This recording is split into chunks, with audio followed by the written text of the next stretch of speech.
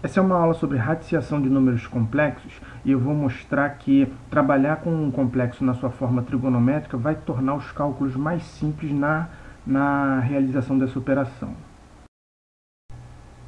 O primeiro exemplo para a gente poder entender os conceitos da aula de hoje vai ser esse aqui, ó. Determine um número complexo z tal que z ao quadrado é igual a 4i. Então eu estou procurando um complexo que elevado ao quadrado dá como resultado aquele outro complexo 4i. Tá? Bom, se eu optar por trabalhar com o complexo na sua forma algébrica, eu sei que o z, na sua forma algébrica, é a mais bi.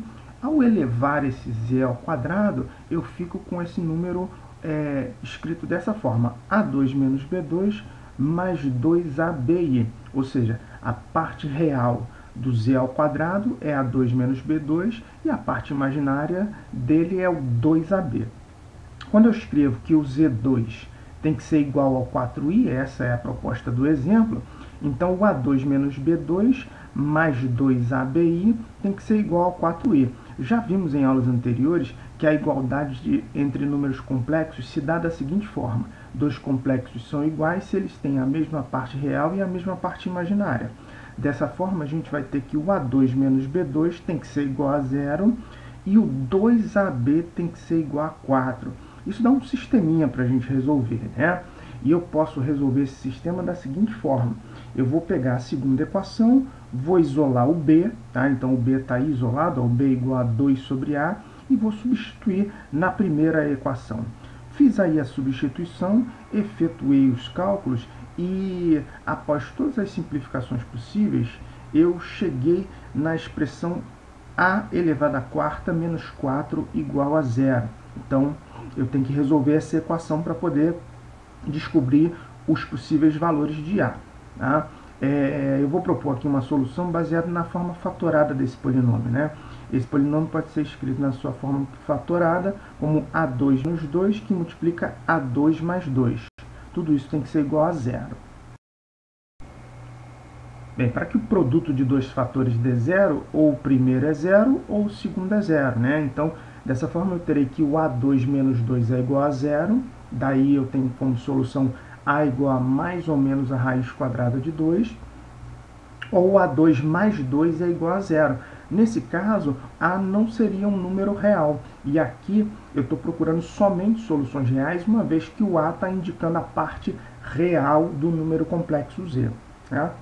Bom, substituindo A por raiz de 2 e por menos raiz de 2, eu tenho dois números complexos cujo quadrado é o 4i, conforme o exemplo.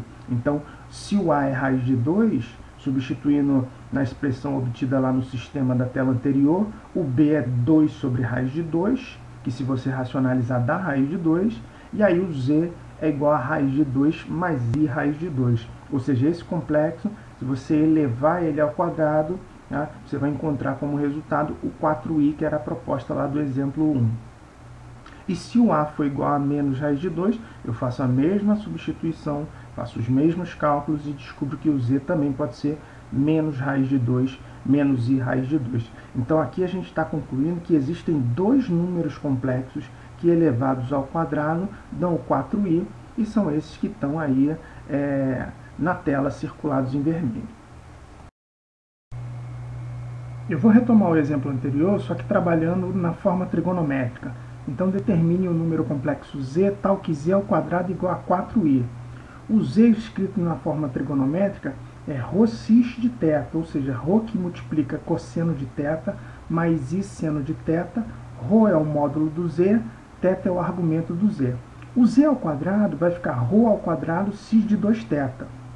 A forma trigonométrica do número complexo 4i fica como exercício para você representar o 4i no plano de Argand de Gauss, para que você veja claramente que o seu módulo é 4 e o seu argumento é π sobre 2, de modo que sua forma trigonométrica vai ser 4x de π sobre 2.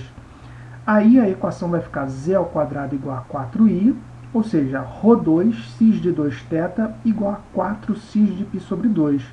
O ρ2 tem que ser igual a 4, daí o ρ vai ser igual a 2, a rigor o ρ seria mais ou menos o 2. Mas como o ρ é o módulo de um número complexo, o módulo de um número complexo é um número positivo. E o 2θ tem que ser um arco côngruo ao π sobre 2. Por isso que eu escrevi ali, ó, que o 2θ tem que ser igual ao π sobre 2 mais 2kπ. Dividindo todos os termos por 2 nessa expressão, eu tenho que o θ é igual a π sobre 4 mais kπ. K é um número inteiro, e à medida em que eu vou atribuindo ao K valores inteiros, eu vou encontrando possíveis valores para o θ. Então, se o K for 0, o θ vai ser o π sobre 4, o z vai ser 2x de π sobre 4. Se você substituir nessa expressão o cosseno de π sobre 4 e o seno de π sobre 4, você obtém a forma algébrica desse número complexo, que é o raiz de 2 mais i raiz de 2. Trocando K por 1, a gente descobre que o θ é 5π sobre 4, e aí o z fica 2x de 5π sobre 4. E aí, da mesma forma, se você substituir o cosseno de 5π sobre 4 e o seno de 5π sobre 4 nessa expressão, você encontra a forma algébrica desse complexo, que é o menos raiz de 2 menos i raiz de 2. Para valores de K maiores do que 1, você pode experimentar aí, substituir o K por 2, por 3 e assim por diante, mas você vai ver que vai obter as mesmas expressões. Tá? Então, ficamos apenas com K igual a 0 e K igual a 1. Bom, então vamos para um segundo exemplo aqui. Ó. Determine as raízes quadradas de menos 16. Bom, essa pergunta poderia ser posta de uma outra maneira, né? A gente está procurando os números complexos que, elevados ao quadrado, dão menos 16. Tá? Eu vou trabalhar na forma algébrica aqui. Tá? Então, se o z na sua forma algébrica é a mais bi, as mesmas contas que a gente fez logo no primeiro exemplo. Né? O z ao quadrado vai ser a2 menos b2 mais 2abi. E aí, quando eu tenho a equação z2 igual a menos 16, eu fico com a2 menos b2 mais 2abi igual a menos 16. Isso é uma igualdade entre números complexos, então a gente sabe que dois números complexos são iguais se eles têm a mesma parte real e a mesma parte imaginária. Então isso significa que o a2 menos b2 tem que ser igual a menos 16, ou seja, parte real do número que está à esquerda igual à parte real do número que está à direita, e o 2ab tem que ser igual a zero, parte imaginária do complexo que está à esquerda igual à parte imaginária do complexo que está à direita. Tá? Bom, se 2ab tem que dar zero, então eu tenho duas possibilidades. Ou o a ou o b dão zero. Tá? Se o a for zero, a gente substitui isso na primeira equação e a gente fica com menos b2 igual a menos 16. Efetuando esses cálculos, a gente vai ter que o b é mais ou menos 4, e aí os possíveis complexos z cujo quadrado dá menos 16, são o mais ou menos 4i. Agora, se o b fosse zero, eu teria que a ao quadrado igual a menos 16, mas nesse caso o a não seria um número real, e como o a ele é a parte real de um número complexo, tá? Essa equação não contribui com soluções para o nosso problema, de modo que eu tenho somente esses dois complexos aí circulados em vermelho aí, o mais ou menos 4i, como complexos cujo quadrado dá menos 16. Agora veja como trabalhar na forma trigonométrica torna os cálculos mais simples. Tá? Determinar as raízes quadradas de menos 16, a gente já entendeu que é procurar os números complexos z, tais que z ao quadrado igual a menos 16, e aí o z na sua forma trigonométrica é ρ de θ, o z ao quadrado vai ser ρ ao quadrado cis de 2θ, a forma trigonométrica do número complexo menos 16 fica aí como exercício você representar o menos 16 no plano de Argand de Gauss, para que veja que o seu módulo é 16 e o seu argumento é π. Tá? Isso leva a gente à seguinte equação: ρ2 cis de 2θ é igual a 16 cis de π. E aí, para isso, eu tenho ρ2 igual a 16, ou seja, ρ igual a 4, aquela mesma argumentação de antes, né? A rigor seria mais ou menos 4, mas como é o módulo de um número complexo, eu fico só com a solução positiva. E o 2θ tem que ser o π ou qualquer arco côngruo a ele, né? Então, o 2θ é igual a π mais 2kπ, dividido todos os termos por 2, a gente vai ter que o θ é igual a π sobre 2 mais kπ. E aí, como K é um número inteiro, eu vou atribuir valores a esse k para encontrar os possíveis valores para o θ. Então, quando eu troco o k por zero, eu descubro que o θ é o π sobre 2, e uma solução para o nosso problema é que z é igual a 4x de π sobre 2. Quando eu troco o k por 1, tá, eu descubro que o θ é o 3π sobre 2, tá, e dessa forma eu descubro que z é igual a 4x de 3π sobre 2, e se eu colocar valores de k maiores que 1, eu vou começar a obter expressões idênticas a essas que a gente já encontrou, por isso que eu paro por aqui. Trabalhar com a forma trigonométrica é útil principalmente quando a gente tem potências cujo expoente é um número grande, né? Trabalhar na forma algébrica com binômios do tipo a mais bi elevado a 3, a 4, a 5, pode me dar expressões bem grandes para trabalhar. Na forma trigonométrica isso fica um pouquinho mais simples, e vamos para mais um exemplo. Resolva a equação w elevado a 3 igual a 1. W é um número complexo que na forma trigonométrica vai ficar ρx de θ. A gente já sabe que então w elevado a 3 vai ser ρ ao cubo x de 3θ. O número complexo 1, na sua forma trigonométrica, se você representar o número 1 no plano de Argand de Gauss, você vai ver que ele tem módulo 1 e argumento 0, de modo que a equação w elevado ao cubo igual a 1 vai ficar ρ ao cubo x de 3θ igual a 1x de 0. Ou seja, o ρ ao cubo é igual a 1, e aí para que isso aconteça o ρ é 1, e o 3θ tem que ser um arco côngruo a 0. Ou seja, o 3θ tem que ser 0 mais 2kπ, dividindo todos os termos aí, todos os membros por 3, eu vou ter que θ é igual a 2kπ sobre 3. Então, atribuindo ao k valores inteiros, a gente descobre os possíveis valores para o θ e consegue escrever os complexos w que elevados ao cubo dão 1. Tá? Então, k igual a 0, substituir na expressão da tela anterior, θ igual a 0, e aí o complexo w, que eu vou indicar por w1 aqui, ele é 1x de 0. Trocando k por 1, eu descubro que θ é igual a 2π sobre 3, e o w, que aqui eu vou indicar por w2, é 1x de 2π sobre 3. Trocando k por 2, o θ vai ser 4π sobre 3, e o w3 vai ser 1x de 4π sobre 3, e eu não vou substituir valores maiores que 2 no lugar do k, justamente porque aí eu vou começar a obter expressões idênticas a essa.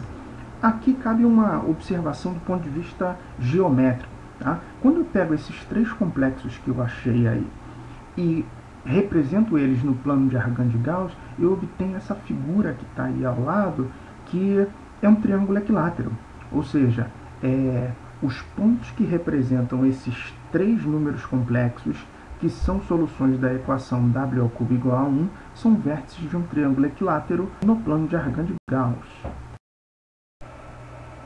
Vejamos como ficaria o caso geral.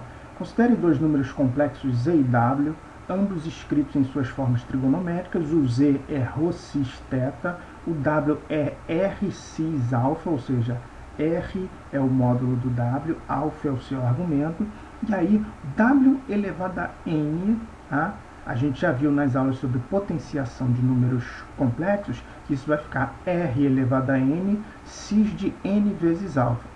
E aí, dessa forma, a equação w elevado a n igual a z pode ser resolvida da seguinte forma. Ó. Você fica com r elevado a n, x de n vezes alfa, igual a ρx de θ. R elevado a n tem que ser igual ao ρ, e o n vezes o alfa tem que ser um arco côngruo ao θ. Por isso que eu escrevi que n vezes alfa tem que ser igual a θ mais 2kπ. Tá? Dessa forma, o r vai ser a raiz enésima de ρ, e o alfa, dividindo todos os termos ali para o n, vai ficar θ sobre n mais 2kπ sobre n.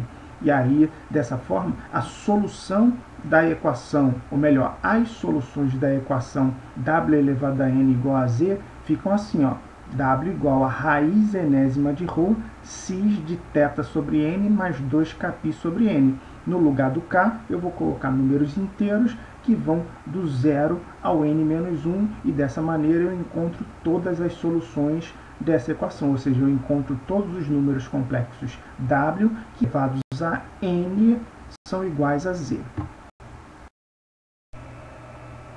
Então vamos lá, o último exemplo para fechar essa aula. As soluções complexas da equação z elevado a 6 igual a 1 são vértices de um polígono regular no plano complexo. Calcule o perímetro deste polígono.